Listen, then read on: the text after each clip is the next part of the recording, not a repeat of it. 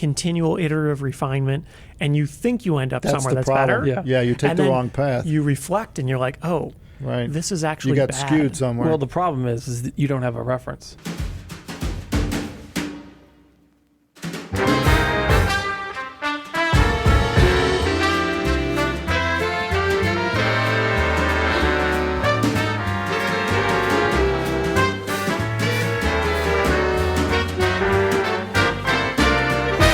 We've had customers from time to time mention that once they know our products and then they meet us or know us, that now they see like why it's designed the way it is, because they get to see the personality of the designers, of the people that designed it.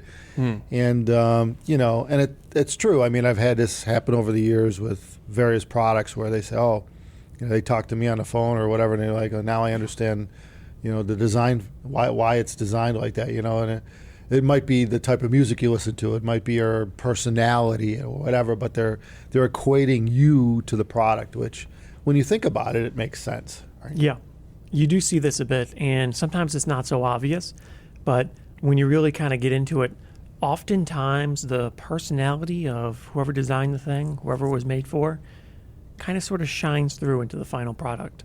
In the headphone industry, I think it's a great example of that, because you could find some people that are pretty unique individuals in this industry. And therefore have unique products. That's right. That's why you see headphones that are so different. Yep. And they're not really designed for the same function necessarily. Maybe the end result is they produce audio, but they're designed to do different things. And they got pros and cons, but they're made for different people. It's not just headphones, too. It's amplification. Sure. The sound of an amplifier. Well, anything. Yeah, the way it's designed, the way it looks, the way it works. I mean, even the prices to some extent, right? There's some people, it's like they want the best they could get for $100, $200. I remember years ago, I did a show, a trade show with Mark O'Brien from Rogue Audio, and they make lower cost, nice, relatively value oriented. Yeah, value oriented, not low cost. Yeah, not low cost, but I'm saying relatively value oriented, where you get 100 watts out of an amp for relatively inexpensive compared to what in the high end would be. Anyway, bottom line is I did my first show with the man, and so we're in a room for a couple days together, and as the day goes on and it gets toward the end of the show, he starts to crank the living shit out of the system. It's a 2-channel speaker system we're talking, amp, preamp, all that, and things get louder and louder until the show finally ends, and we wind up having a few scotches or whatever the hell we were having, bourbons or whatever. But the point was that when you meet the man and how he likes his music, you understand why he doesn't make 20 watt or 5 watt tube flea amps, right? Mm-hmm. He's got a lot of power. The big monoblocks we got from them, right? They have 8 KT88s in or so, or KT120s, I don't know what it's per amp. They're like 225 watt tube monoblocks, right? Mm-hmm. Not too many companies make 200 plus watt monoblocks. So you just see the personality, where he's like, he wants to crank the rock and roll. He likes the power, and so he's made these toys in part because that's who he is. Well, it makes sense. If you think about it, of course, typically when people are making a thing, it's because they can't buy it. At least you hope. If you already have it from someone else, what's the point? So inevitably, you like to see a product that's unique in the market. And it would make sense. It seems to be logical that it would follow that you would make something that nobody else makes in a unique, interesting way that kind of sort of reflects what you value, what you're looking for. And I do think you could see a bit with something like Diana and 1266. There's a little bit of something going on there. They're very unusual. Yeah, they definitely have they have their own attitude that reflects off of our attitudes, I would assume. It's in a lot of ways. Presumably, I don't know. Yeah. Couldn't really tell you. Well, I guess. We made it, right? Yeah, this is a beast, right? We ran it over with a Jeep. Yeah, as you do. I don't think there's any other headphone in the world that you will be able to run over with a Jeep and then give it to somebody, and they currently are using it still today. We know the guy that has it. Mm-hmm. And he has had no warranty issues either. We put the challenge out there for other manufacturers to do the same. Yeah. And it seems like RAL sort of kind of took us up on that. They ran over. Yeah. They had a little snippet. Yeah, they ran over a component. Yeah. Oh. It was with the shell. It's kind of little. Right. I like to see the whole headphone run over. Right. That's the challenge. Well, the headband was blah. It was just a side cup. Yeah. It is kind of hard to It's run still over pretty cool, headphones. though. I mean, They're not made that's a for it. tough part. Yeah, it is. Yeah. It looks like a HP MJF or something like that. Maybe a glass fiber reinforced. And back in the day when they made real microphones, I think you could have run those damn things over those, those machined or cast aluminum mics that they used to have, the big ones. You could probably run that over with a truck. It'd be all right. Right. There's They a were good solid, design criteria. round. Yeah. Like almost like an egg in its design, Mm-hmm. But yeah, I mean, it's true. I mean, well, mics back then, if it's going to be broadcast, you're not like holding it. If it's in the design criteria, if you had to like carry it around, you don't want a big heavy mic. But Right. if it's just going to be sitting on your desk on a stand, then Yeah, they were like probably tipping over all the time, falling from the stands 6 foot down on the floor, and they Denting were, the floor. and you just pick it up and it just keeps working. that's right. Yep. So yeah, real mics. Well, I think the best example of like a designer that after you see them, you really understand the product better is Johnny Ive, right? Yeah, Because like you watch his little videos, yeah. and it's like, yep, sure seems like he made this design this Apple product, Yeah. It makes a lot of sense because you look at him, it seems pretty likely that he really cares about the aesthetics, the design, the appearance, and he considers that to be a functional attribute of the component, which to some extent is true. However, he also seems to be very willing to remove features and amenities to improve the aesthetics. So yeah, depends on the person. Some people value that enough that is a characteristic they're looking for. They want it to be clean, even though it doesn't really have enough ports sometimes. Yes. Yeah. And other Imagine- people, exact opposite. Well, you look at the supercars out there too. It's probably the same thing. You look at the Yeah. owners Oh, of the yeah. companies like Koenigsegg and Yeah. stuff like that. The dude is into his toys. I mean, he's really into his toys, and he's building it because he really likes to make shit like that. Well, yeah, and they know? like to make every single part too. Yeah, They're like, we want to control everything about our build. yeah. The attention to detail is just crazy, Yeah. crazy. You look at especially like the marketing material for any high-end brand where they actually could afford to do wacky stuff.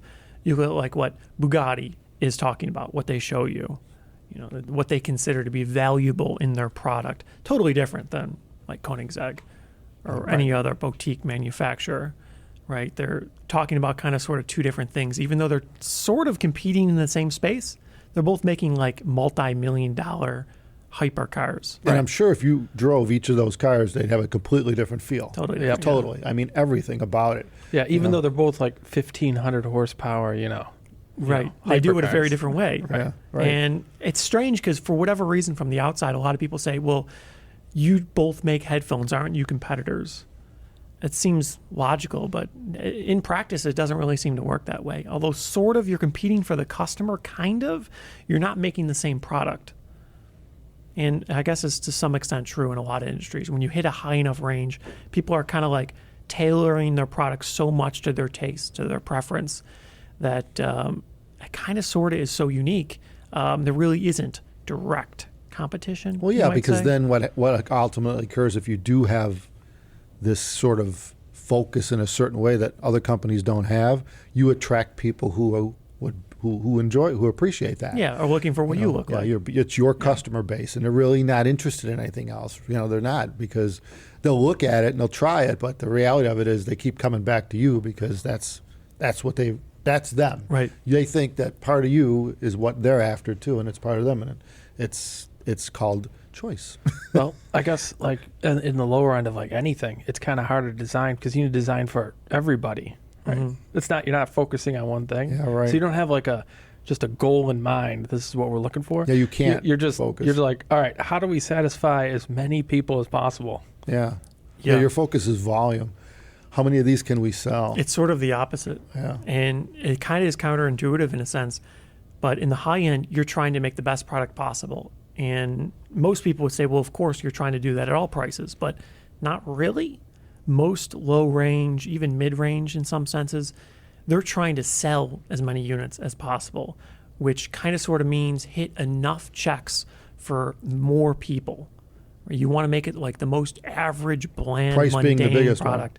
one. Right. It It's needs to gotta be a be certain cheap. price. It's got to be affordable. Yep. It's got to be cheap. It's got to compete in the market on price, but it also has to compete on features. It needs to do everything else does. It's like scissors. Can you imagine how many $2 pair of scissors or dollar store scissors they Right. probably sell? A It's lot. got to be 100 million right a year. And then they just get bent or get shot. You drop it once, You they're throw 'em broke. out. Yeah, Mhm. right. You can just get another one for $1. But the Nobody difference thinks is, nothing of it. in the dollar scissors, you don't care what brand they are. You don't really care what they Nope. look like. Nope. Nothing matters other than, As are long they as they cheap? work. Do they work?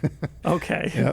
Sufficient. Yeah. And it's So not quite like that. it's a on the high whole end. different kind of market, But yeah, bottom line though is that you could see where personality definitely plays a part in the finished product. And I'd imagine with larger companies, like especially when you deal with automobiles, you got so many personalities dealing with it. The focus would probably be shifted toward whoever's in charge of all production, I guess. Whoever had the vision. I mean, I don't know, like with Apple, you said Johnny Ives, right? But I mean, Whoever has obviously- control, I guess. Yeah. I mean, Well, who he can- has the last say, Yeah. Like the CEO, like for Koenigsegg, he is the CEO. So he probably And is he would have the last say, you would Yeah. think, and what direction they should go. So. right. And then you got your engineers that, of course, are putting a twist, their own twist on it, because they design a certain way. You tell them you're conveying what you want, but they're going to do it a certain way. The process, the procedure, the ultimate part's going to come out a certain way. So that's got to take a lot of time if you think about it, particularly if the guy with the vision is very particular.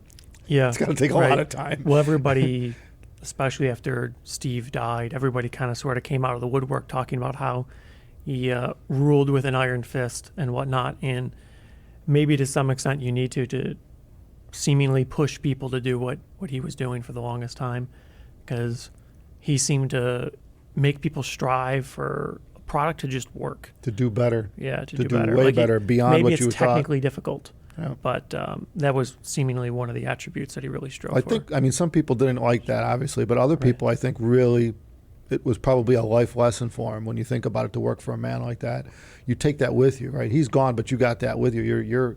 You've got to be more valuable to other people. I mean, how many people they probably hired away from the company? But bottom line is that you're learning his personality in a lot of respects, or his needs, and it was obviously successful. So I would think that would be an in-demand situation. But anyway, in our little niche industry, it's there are a lot of personalities. Yep. You get some sort of eccentric people at times, Yeah. and I guess that makes sense, because if you're a regular average person, well, there's probably already a bunch of products that suit you. Why would you feel compelled to put the effort into make a company? Because it's very difficult, typically. I know in the two-channel world, the speaker world, it's the same thing. The guys that makes the electronics, the guys that make the speakers, you listen to a pair of speakers and the guy that made them, or the owner or the designer, it fits them like a glove. Yeah, it all checks out. Well, I mean, it's pretty, because it's like, well, they're best at this type of music, and he listens to that, so that makes sense, right? Yeah, some guys are into classical, and it's like, okay, well, that speaker's kind of boring and soft because they like classical. I mean, boring in our sense. Yeah. Where if you threw rock and roll on it, it'd probably it wouldn't be good. Right. You want something. You need like some couple, like a good 4 or 5 15-inch subs in a room. Now we're talking. So it's a whole different attitude, depending on the music you like to listen to. And I guess, everybody's trying to do the same thing, right? But differently. yeah, right. So again, if that fits you, if you're the consumer or the customer, that fits you. Bam! You found your niche. You found your company. You found the guys that you want to. And I guess you see that with customers all the time. They're guys that will always kind of use a similar headphone Yeah. or similar brand. They kind of stick with it. It fits them. Well, it works. Yeah. It makes sense. Yeah, they like it. So. Until something changes. Yeah, right. Yeah, And then they're like, which "I need to sometimes find is a new one." experience. They just get older, they get wiser, and or their music tastes change. Or they have windfall cash, and now they could Yeah, buy whatever they want. That helps too. Yeah, having money always helps. Usually it solves problems. Yeah, it solves a lot of problems. Yeah. Generally, every choice you make as a designer is a compromise. There's almost always some price to be paid. It could be financial. It could mean you have to raise the price of the product. It could be you can't have this feature or that feature. So finding the product that's designed towards what you're looking for, that's kind of an important thing. Yep. And that's really all people are doing. They're taking their personality into account. They're saying, what would I want as a consumer in a product? And what would I not really care about enough so I could put the emphasis elsewhere? That's assuming you're serious about what you're choosing. Some people, when they go to get something, they could really give a shit. Some people don't care. As long as it's green, I'm good. It is a little interesting You because know? you could even see corporate structures. I mean, it kind of only works in larger companies, but you could kind of see like the way the company works in products at times. Yeah. You look at like a product, like a mass market product like Apple. or something like that. You could kind of sort of tell somebody had a unified vision, and most likely due to the complexity was barking orders. That's kind of sort of the only way this thing works, telling someone else what to do. And then you'll get some products, really niche boutique products, that clearly there may have been one or two people working on it and they had a weird vision that nobody else was doing and they went towards that. And then you'll get other companies like Rematz or whatever, the electric hypercar company.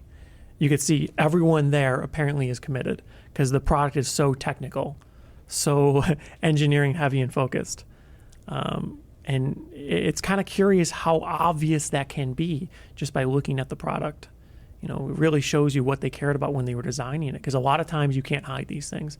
If you're designing a product for durability, repairability, a lot of times it's pretty obvious in the end result. If you're designing it to be serviceable for a long period of time, well, usually it means a different design, different characteristics and features so that the end user could replace, repair, whatever. Well, let's think back for like years. Let's go back. Let's go back 100 years. 100. Yeah. Okay. I don't remember. Back What 100 were they years. thinking when they made the original clothes washing thing where you roll the clothes through 2 rollers to squeeze? Basically, you dip the clothes in a bucket, or I guess some of them even had some thing. Well, that held things like water. that almost always are kind of sort of more or less just evolved around what's available at the time, what people knew, what people understood. And it was probably because those rollers were commercially available and they didn't expect to have huge volume. It was before electricity, probably too. Right. But I don't know. Probably most people don't know what we're talking about. Maybe we'll throw a those picture like of it. things you wring the clothes you through, wring whatever. you wring your clothes through until washboard. the kind of It was dry the and hang them up. limitation of the technology of the day. Yeah. Nobody was investing huge sums of money developing new technology for a product like that, because I'm assuming the thought at the time was it washes clothes, who cares? Or right? the guy that made the first AM radio that you would put in your home and listen to a radio station, right? It was a 5-tube. We learned this when I went to high school, we learned it in electric class, but the 5-tube AM radio was the most popular. You only needed 5 tubes. Ooh. Someone had to figure that all out, to receive an AM station, and most of them were RF tubes, and then you had one tube that amplified the audio. But the point is that they simplified this thing down to the most simplest form was that. And then later marketing took over, and you had 10 and 15 tube radios because people thought the more tubes the better. Yeah, it's definitely better. When all they did was stick them in there and they were glowing, but they didn't get used. They weren't part of the circuit. They only needed the 5 tubes. They never needed more than 5. Right. But anyway, my point is that so that's a different personality there. Oh, let's make it glow like crazy, Yeah, Well, that's these how it two- always goes, right? Yeah. You have the basic function out of the gate, and then people realize, how can we make it better? Yep. And sometimes it's physically complicated because maybe you need to develop a totally new technology. In the case of like maybe an AM radio, it's hard to really make a 15, 20 tube radio actually perform better when it's already working fine. Right. So maybe they just did it for the novelty because consumers could be easily misled into thinking it's superior. Well, it's Yeah. like razor blades, Yeah, Start out with right. 1, and now we're at like 7. Yeah. It's like- Because it's better, right? Right. Maybe. Yeah. But you don't really know as a consumer. How could you? But You don't have test any them all. data. I You have don't to know. get Does it work better? 1, 2, 3, 4, 5, It 6. doesn't cut a sheet of paper test. No, Right. no. You're like skin irritation tests. Yeah. Oh, for shaving. Yeah. But there's a lot of stuff Straight like up that. shaving. Yeah. It's very difficult as a consumer to really know. And if you have large companies marketing to you, well, I don't know. Maybe what they say is true. Maybe it isn't. How can you prove? Yep. But in our industry, it's like usually a few people in a company, and you can talk to the people that designed it, built it, Yep.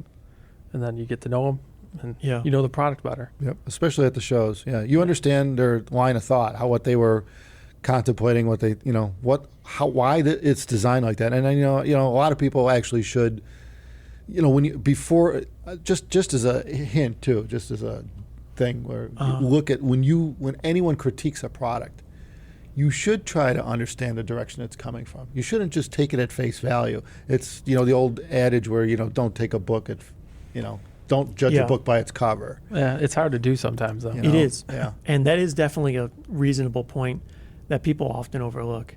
And there's certainly a lot of applications where the design is just bad. Something just works poorly. Sure. However, I think people should assume that whoever designed or made this product meant well, was trying to do the best. And that doesn't mean they always get a gold star, of course. but sometimes they have a different perspective. They're trying to do something different than what you're looking for, and the that's product something- just isn't for you. Yeah, and that's something you should try to understand, though, because it is, even though it does come from a different direction, it doesn't mean it's wrong. Right. It just means it's different, or it doesn't suit you. I remember when we first came out with this AB 1266, it was the same thing. And even today, people are going, they put it on their head right at the show. We just did the show, right, on Can Jam, and they were like, oh, this thing's way more comfortable than I thought. Because you look at it, but they've Yeah, a lot of people they've saw never that. put it on their head before. And it's Right. like, oh, this is actually no problem. You always It's do that. easy. You make assumptions. Yeah, just And by the yeah. look of something. Right. Yeah, and it's usually you think that, especially at this level, that somebody's thought that through already. It's kind of. Well, you hope. Jay Leno always likes to talk about how putting like an old classic car back to the way it was stock is always the best, because then it's the initial intent of the guy who designed it, Yeah. because things get modified over 80 years or something, Yeah. and it's like, well, this thing sucks, and it's like, no, if you put it back to the way it was, Right. it's usually better. Yeah, I could see that. I remember years ago, back in the day, I always say when I worked for Bowers and Wilkins, here I go again, but in the mid 80s, the 801, I think it was Series 2 at the time, it was a $5,000 speaker. People would buy this speaker, and they would go, and there were guys that would modify this. This is a 130-pound speaker, big cabinet, right?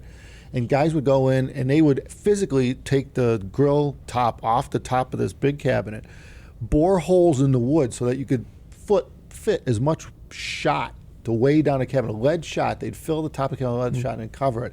And I could go on and on. External crossovers for it, where the big, massive box for each speaker with a crossover with a shit ton of components. And it's, and I remember one guy, we had a customer once, and he came to us, and he's like, he was practically crying. He's like, can I just get another pair of speakers? Because I've ruined mine. He did so many things to it, and then he went to a store and heard a stock pair of speakers, and it blew away his 10,000 plus dollar modifications to his speakers. And he's like, oh my God, I didn't even realize what I've done. Yeah. And so it's kind of funny. I could see where Jay's coming from, where he's talking about the same thing with old cars. It's like, this was the way it was made. This is the real piece of gear, not. Clearly, you could improve on old things, but you need to know what you're doing. If you're just tinkering, I've screwed things up. It's like, oh, this is It's way easy to worse do. than Yeah. I got. You need to You do have one. to learn. Yeah. I don't know why it's always like that, but a lot of times you improve one thing and you make something else worse, and maybe the overall differential is kind of negative, like you actually made overall the sound is slightly worse, but you improved one thing enough, it's kind of like encouraging. You think, oh, well, I changed the sound. I changed something. Now I think I could fix this other problem. And you kind of sort of keep going down a path of continual iterative refinement, and you think you end up That's somewhere the that's problem. better. Yeah, you take And the then wrong path. You reflect and you're like, oh, Right. this is actually You got bad. skewed somewhere. Well, the problem is that you don't have a reference. If you don't You have lost it. another Yeah. stock one to compare it to, Yep. your reference keeps changing, Right. and that doesn't You're work. in your own bubble. Yeah. You see this in every industry. Yeah. Yeah. Cars, super common, audio, right? I've seen quite a few people modify headphones, and there's like almost no redeeming quality. Sometimes they're better, sometimes they're totally different, but sometimes they modify them and it's just worse. Well, the reality of it is a subjectively. piece of foam does not make a headphone. And that's Well, the some biggest, people go that's way- the most popular modification is Well, yeah. let's shove a piece of foam or some sort of absorbent Yeah, it's material a somewhere. quick tweak. But, Yeah, But maybe at least, it'll help at least it. it's not destructive. Yeah, no, you're right. Yeah, you're right. As long as you could put it back to the way it was. That's cool though. If you could actually unmodify it, Yeah. Right. A lot of people are like cutting holes and like filling things up with glue or something. It's just so destructive. Yeah. Yeah. But yeah, in the end, understanding the intent of the designer is cool. Well, it seems like once people do, they're like, oh, Oh, I get it. yeah, and all of a sudden, whatever would concern them goes away. It's crazy how that works. right? Strangely, yeah. Yeah, I guess it's one of those human nature things that we seem to pop up in our conversations from time to time. I guess. Or we keep butting heads against. I don't know, depending on how you look Well, at we it. have a very polarizing headphone, so Oh, I guess sure. maybe we get a bit more than other Yeah. people. Yeah, it's not exactly mass market No. appeal. No, I think that's pretty And we straightforward. kind of did it on purpose. I mean, it was for multiple Well, there was purposes. a design intent. Yeah, right. Yeah. But also, we knew that it would get attention because of its shape, right? And Sure. it started our company. Well, it so, did. Yeah, totally. And it's still here. We were in the wild. Remember, we were in the wildest magazines. We had cooking magazines that wanted to feature our headphones. Yeah. They're like, this is like wild. We had magazines, people, all kinds of A bunch of marketing. fashion magazines and stuff Yeah, like that, blogs. Yeah, they wanted it in photo shoots as a Right. prop or something. It's like, wow, we still get that Yeah. from time to time. So it's kind of funny how that works. But yeah, people think it's cool. Especially the guys that are into their metal and stuff like that. It fits the part, I guess. So, Right. But anyway, That's a pretty good ramble. yeah, we went on and on and on Yeah. and on. So yeah. Anyway, that's expected. Coming back to the beginning. Yeah, try to pick out the personality of the designer in anything in front of you. A knife or a plate or a camera or a flash. Or, It works better in the higher end. Yeah, it kind of does. Consumer yeah. stuff is There's a- kind of There's a lot more thought going made on. to be generic. Yeah, but try to understand it. Just try to understand it. You'll probably find it. There's a lot of cool shit to learn when you understand what the guy was thinking. So take care, everybody. Thumbs us up if you like this. Have a good one.